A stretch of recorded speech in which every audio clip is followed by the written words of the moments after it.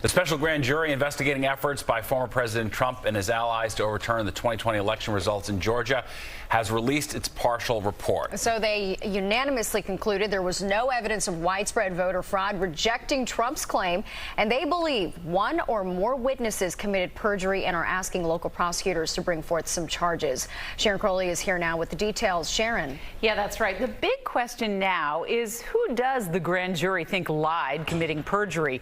We just don't know those names because they've been redacted from the report that was released, but 75 people testified, including some high-profile names like Rudy Giuliani. The other big finding, of course, is that the special Georgia grand jury determined there was no widespread fraud in the 2020 election in that state. Former President Trump insisted that there was fraud. The Fulton County Superior Court only releasing part of the grand jury's report, so we don't know if the panel recommended pressing charges against Trump or any of his supporters. The grand jury also claims some of the witnesses who appeared before them may have committed perjury and should face some prosecution.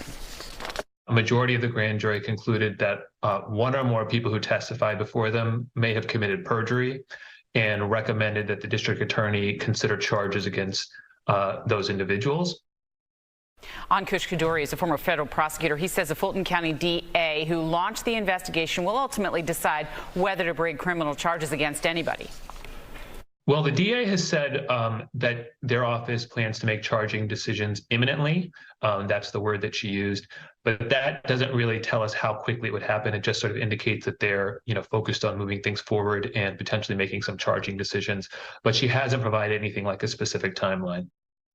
So former President Trump never testified before the special grand jury in Georgia. That means he's not among those who could have perjured himself, but the case still poses some legal challenges for him. Trump and his allies made unproven claims of widespread voter fraud and repeatedly berated the Georgia Secretary of State for not acting to overturn his narrow loss to President Joe Biden. Steve? Very well. All right. Thanks, Sharon.